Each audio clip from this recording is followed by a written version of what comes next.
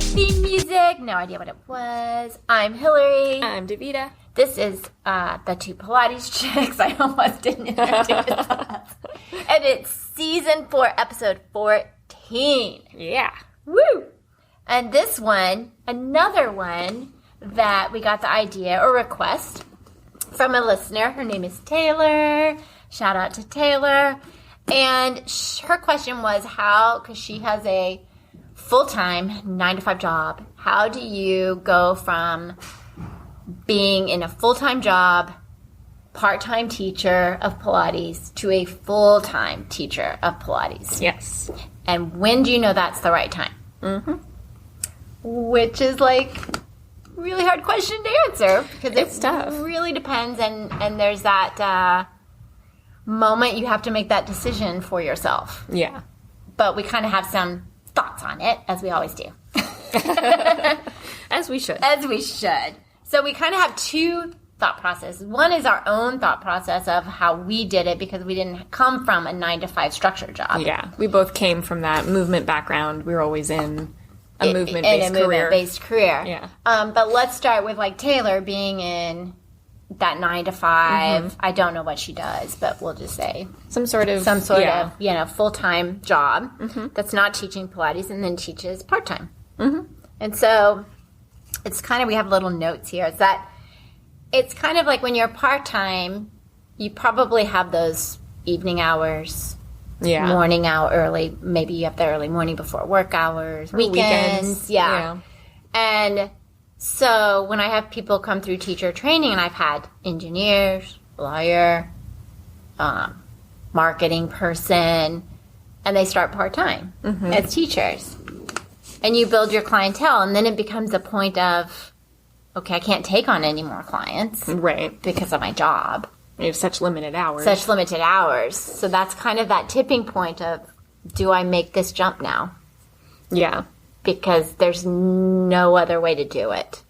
Yeah. And for some people, they're happy staying part-time. Yeah. And keeping their, 9-to-5 office job and then teaching part-time. And that's what a lot of people do. Yeah. And it's like... It's a fun, like... It is. It's a release. Hobby, second career. But then the people that really want to go from doing that 9-to-5 job to actually fully doing... Yeah, which are totally switching careers. Yeah. So that's, scary. It is. I mean, and people do that in lots of different careers where there's lots of career shifts, where you will be... in one sort of a 9-to-5, we're calling it job, and then switch to another type of 9-to-5 job, but different career path. And then we're done. Yeah. But like for us, like since we both started from a movement-based background, like I was a dancer, and then I went into teaching dance movement, and then teaching Pilates, and so, and then you were in the fitness-based, and... so we were already in the movement-based realm. So we were used to all the things that I think people that come from an office space might not be aware of. Yeah. Yeah. Mm-hmm. Where it's not a very structured career. You have not 9-to-5. It's not 9-to-5. You have to have weird hours. Especially when you're new, you have to start with those off hours. Take what you can get. Yeah. And that whole, which we will talk about, is that whole, it's like, it's not this consistent salary-based job.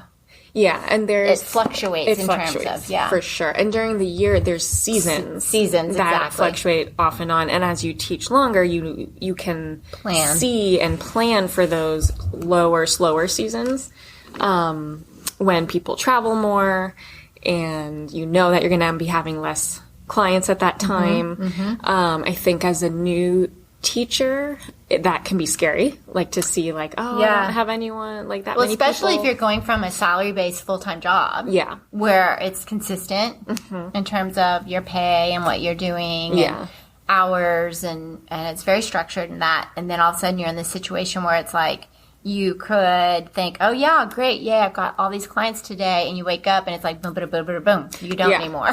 Yeah, and that happened to me this week. I know.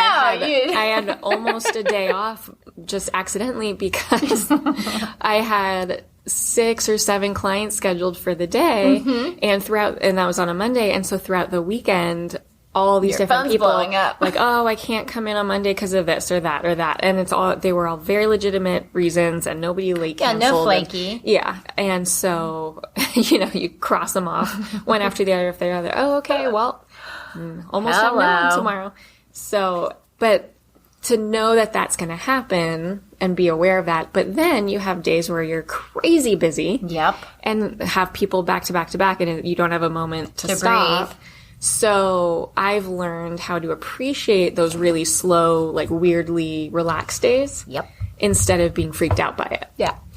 And that's something that if somebody is not okay with that, not the field for you. Yeah. Yeah. And I think that's because I know when you texted me and I said, how was your day? And you said, oh, I didn't go until 1. Had all these it was great. And I was like, woohoo! I was like happy. I was like, that sounds great. Where other of us, oh my God, what did you, Yeah. It's like, no, it's great. Yeah. Where, moment. And I have some other like Pilates teacher friends who will say like, they're like, oh, I only have like 2 people tomorrow. I'm like, oh, that's nice. And they're like, oh, what are you going to do? Go hiking? What are you going to do? But like those people are like newer, and it's like they kind of freak out a little bit about it. And it's like, well, no, enjoy the day that's more relaxed, because the next day is going to be busy. Yep.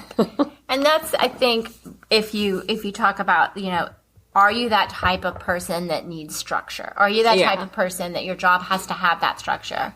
Because this isn't one that has that. Right.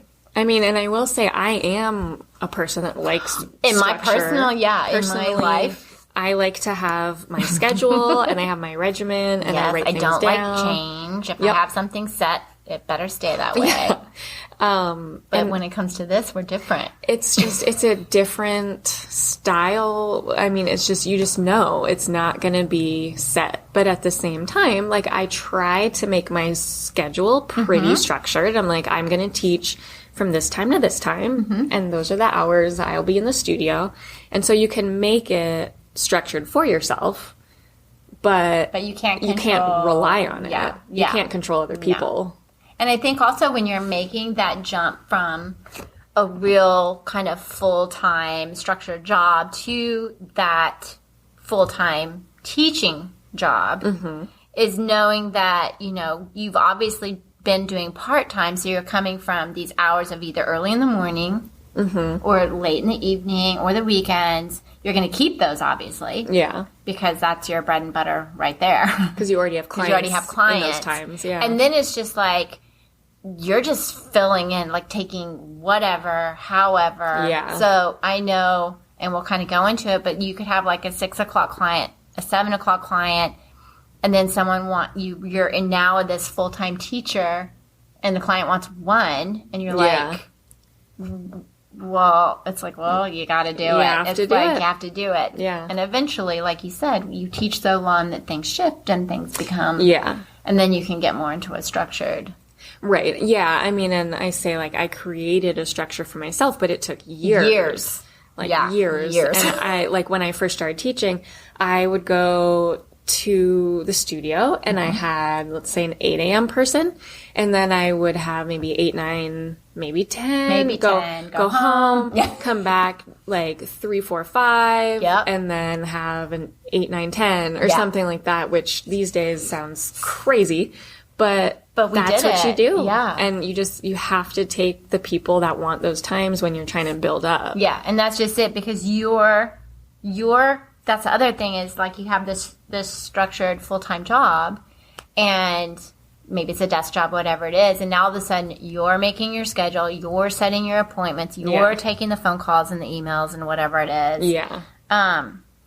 So you have to do kind of like all of it. Yeah. It's not just teaching. It's not just teaching. And that's part of why I sometimes tell new teachers, like, teaching is not 35 hours of teaching. Like, full-time teaching, you're not just 40 hours of teaching. It's not just your time in the studio. Yeah. Because you have to plan for your sessions, you have to schedule your clients, you have to email your clients, you have to go back and forth, and that's a lot. There can be a lot of back and forth. Yeah, definitely. Yeah. And then a lot of changing and rearranging. But that's all part of it, and you're not necessarily getting paid for every minute that you're doing that work. No. But that is definitely part of it. Yeah. And that's the other thing. It's like you're kind of working a lot for free. In a way, because your time is like you're not being paid for the time that you're scheduling. You're not being paid for the time that you're booking and planning your sessions or whatever it is. Yeah. And that is just, again, something that people just need to be aware of when they go into this kind of stuff full time. Yeah. And I think when we talked about being not structured and those off hours and not being kind of salary based is realizing that you don't really know every year what you're going to be kind of making as a teacher. Because that does change and clients come and go. Yes. And just because you have a client doesn't mean that client's going to be with you for 20 some odd years. Right. Although luckily we're lucky enough. I've had some, but it's not, people move. People move. They have different change jobs or they get whatever. Things change. And so you can't rely on, this is my schedule. It's going to be like this forever. Yeah. I mean, and it's nice to have some change too, because it makes it interesting. It makes it more interesting. And I mean, people move, people get sick, they go here and there, they fall out of Pilates, whatever. We can't control those things. No. And I think if kind of going into so you have that full-time job and you have to make that decision, I really think it's a individual decision in terms of when is that moment to make that leap. And it's scary. It's frightening. Yeah. Because it's very uncertain teaching. It's very uncertain, like, will you get clients? It's very uncertain how long is it going to take you to build a full-time schedule. Right. I mean, and one of the things we were saying before was once you build up your full-time schedule, like you build up your schedule, you're going to have to rebuild it again. Yeah. It just keeps... You build it up, it falls apart, you build it up again. Falls apart. So, and that just, again, is one of those non-structured things that you just need to be okay with. Yeah. And not freak out when you have to rebuild it again. Yeah. But I think that tipping point that we were thinking about, like, we were mentioning it before we started recording today was, like, for me, like, when I decided... Yeah, because our experience, we've never had that real 9 to 5. Not a, like, full... Yeah, not a 9 to 5 full... Structured job like that. I mean, and like we said, we both came from, like, a movement background, so it was similar. There were a lot of similarities. Yeah.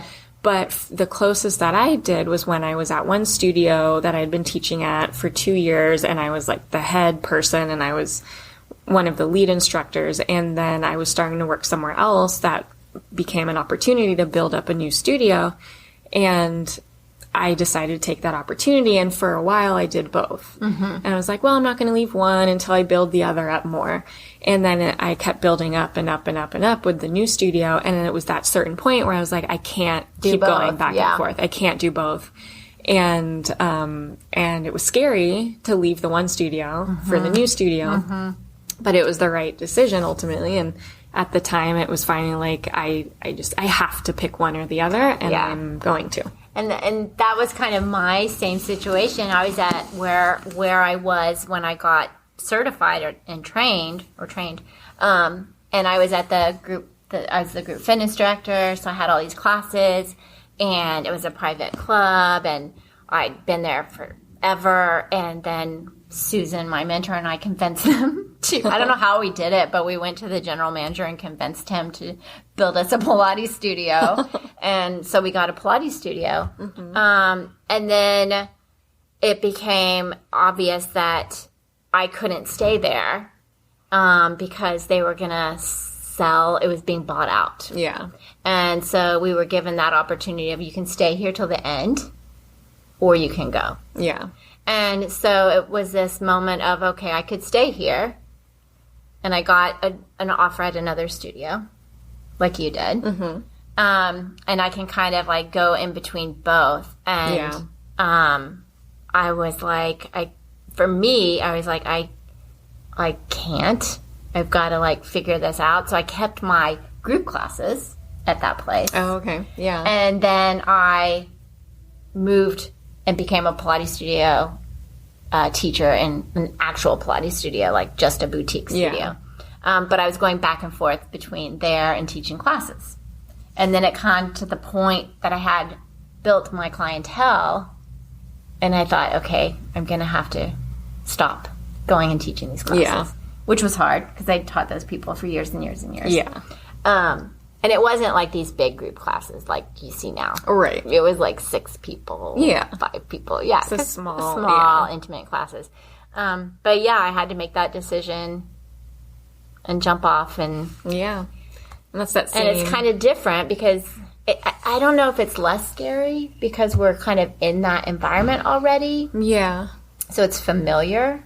Yeah. Knowing kind of how it works and knowing that it's not structured and knowing that clients come and go. And maybe it is. There's some... Still scary. It's still scary. It's scary for different reasons, I think. Yeah, I feel, you know, exactly. like you're already in that field, so you already know some things. You already know how it works. But, I mean, any change is frightening. Yeah. It's the unknown, right? So you don't know what's going to happen. And that's the scary part. Don't you feel, though, as Pilates teachers, that's kind of how it is all the time? Yeah. Every day. With every client. No, that's very true. Yeah. So, I mean, it kind of goes back to what you said, you know, telling newer teachers. It's like, if that's not comfortable for you. Yeah. Then don't do it. Yeah. Because it is uncertain. Like, you wake up, you turn your phone on. Yeah, you're like, oh, there went my day. These people just canceled. I mean, and we'll text each other on days like, my day blew up. Like, everybody's on a different time now. And or I just got a 2-hour break I wasn't planning on. Yeah. And so in those breaks, I'll always like have my computer with me. I'll do some work. I'll do maybe my own Pilates session. And so you learn how to use that uncertainty to your advantage. Yeah, to actually get things done that maybe you're like, oh, I didn't think I could do that today. Like your workout. Yeah. If you didn't think you're going to have time for a Pilates session, like, oh, hey, this person canceled, I'm going to work out for them. Or I'm going to answer all these emails, or I'm going to work on my blog, or I'm going to do this. I'm going to catch up on some writing. All these different things. Go for a walk. I mean, and it's kind of fun to have that change where it's like one day you get to enjoy the middle of the day instead of being in the studio all day. Yeah. But then if every day was like that, we wouldn't appreciate it. So the difference is true. It's like, I'm so bored. Yeah. No. Every day I get to go on this beautiful walk. I get to go on this hike. But it's nice because you can appreciate it like, oh, I'm not teaching these clients today. I'm going to go do this instead. Yeah. I always like when clients are like, I'm so sorry. I have to cancel. And you're like it's okay. Okay. More cuddles with the puppy this morning in bed. Darn it. No, we love our clients. Yeah. And I'm not talking about like an emergency. It's just like one client this week, way over 24 hours in advance, forgot that her dog had a checkup for his ear surgery. No. And she had a vet appointment. I'm like, it's okay. Vet appointment's important. Yeah. You have to but it was 3 days in advance. So yeah. I was like, okay. But it was my first client of that day. So I'm like, do I keep that? Or do I fill it? Well, and then I do that too, where I'm like, okay, so my 7, 8, and 9 canceled. I could fill it, but I think I'm just gonna. I want to. Yeah, I think I'm just gonna take a half day that day. But I think you have to be comfortable with that kind of setup. Yeah. Well, and it's the pro-con where, okay, you have that extra time and I can choose to take a late start that day, but I'm not being paid for those hours. No. So it depends what works for you. But I think that also feeds into with what you said about those days where you have 8 clients or you have this back to back to back. It's like, I'm not going to, if a client says, can I have this, or you're building and you're like, oh my God, I already have 4 people. It's like, I'm going to go, okay, because I know the next day could be totally blown out of the water. Yeah. And that's, for a long time, I always, the second I had a cancellation, I would fill it the second. Yeah. Like with somebody. I used to do that too. Like constantly. And that's a good way when you're newer as a teacher to build up a lot of people. Yeah. as somebody like more experienced now, I do just kind of take more times where I'm like, you know what? That's an empty slot today. Yeah. I'm not going to fill it. And I think that's the difference. It's like once you're at that point where you do have that full schedule or what you want as your full schedule, right. Then those times are the ones where you're like, oh, yay, okay, I've got an hour. I don't have to go in. Where when you, like you said, you're a new teacher, you're like, okay, now I can put this person in. Yeah. Because you don't have that full schedule. Yeah. Yeah, and sometimes, like we said, you have a full schedule, you have all these people, you're overloaded, and then all of a sudden people move, all this stuff happens, you have to rebuild your schedule again. So maybe you have to go back into being more aggressively filling in every spot. Yeah. Because that's the other thing. It's like, unless you're at kind of a studio that's more like Club Pilates or one of these where they do their own marketing. Yeah. I can't think of any, like, I agree maybe. Yeah, where they do like Equinox. Group classes. Although in Equinox, you are having to go out. You have to, you have to market yourself. Have to market yourself. So, but most studios, that's what it is. I mean, they'll have clients call, but there are other teachers there too. Yeah. So it is good to like market, you be the one out there getting your business. Yeah. And that's, one of the other uncertainty things. You have to build your own business. Like, people might refer, like someone you already teach, like, oh, my friend really needs Pilates, and they, refer you. But you need to build it up yourself. You're not going to be given clients. No. I mean, maybe off and on, but not like consistently to build your clientele. Yeah.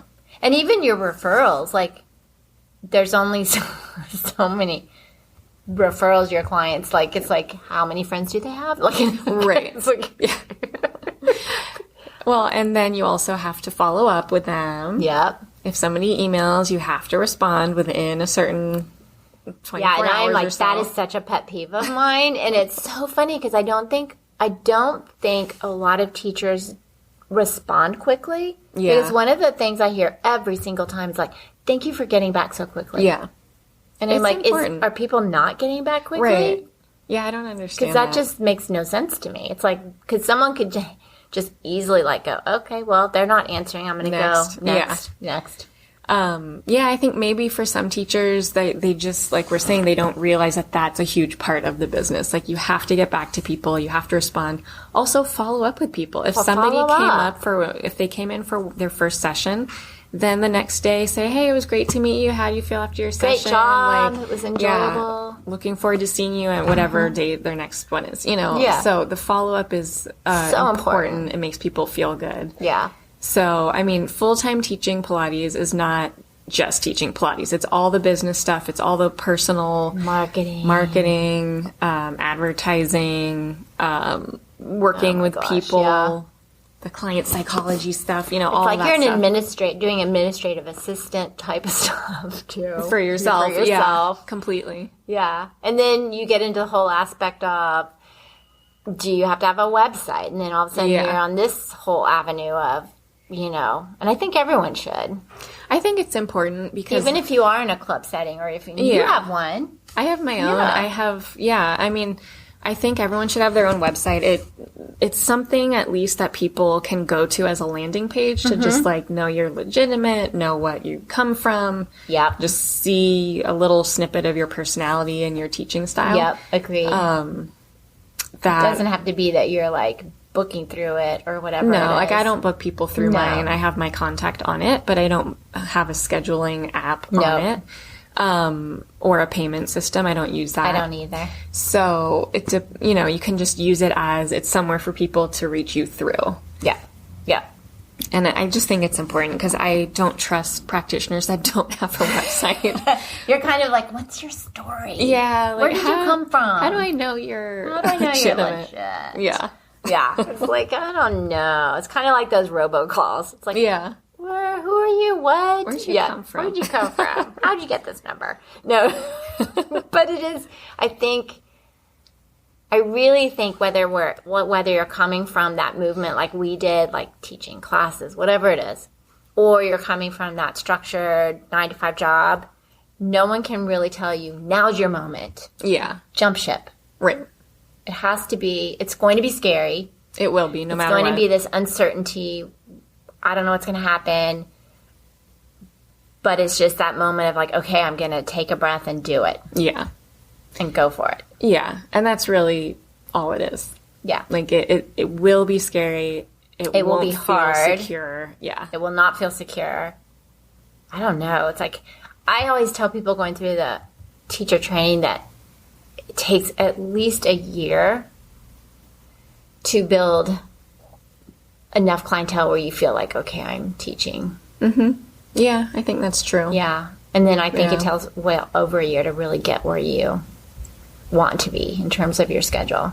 Definitely. A few years, I think. A few years. Yeah. Because it just starts to adjust. And I always tell people, don't ever give up a client and take whatever client you can get, no matter what time it is. Oh, I did 5:30 sessions a couple times. That didn't last very long. It didn't last very long for me The person didn't want to be there get up either. But I did get my butt to the studio for a 5:30 session because the person asked for it. On Tuesdays and Thursdays. I remember her. And it was the same thing. I'd get to the studio. I'm so sorry, I overslept. Really? Like, oh, yeah. Great. I could have too. I could have too. Yeah, and then I had her, and then I didn't have anyone again until like 8:30. Oh, yeah. And then I had like 8:30 or 9, and like you said, 10, 11, 12, whatever, and then you'd go off, and then I'd come back, and and I did that for years. Yep. Not the 5:30 thing. No. Yeah, and then it gets to, you're like, no, I don't do 5:30. Yeah, I don't do that anymore. Nope. Like, no.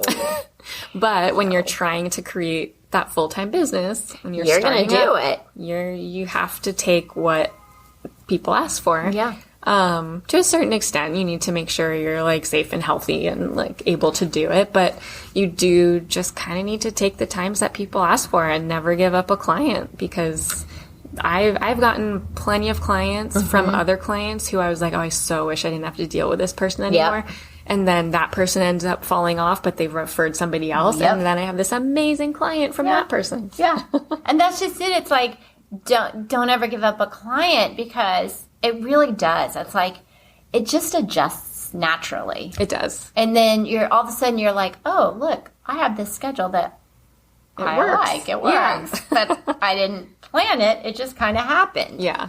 So that's, So it changes. It changes. And I think that's one of the good things, if you're going from that structured job, is to realize you're going into a job that changes and grows and shifts and changes and has moments of like, oh my God, I can't see this many clients today. And you're like, wait, I have a whole morning off. Yep.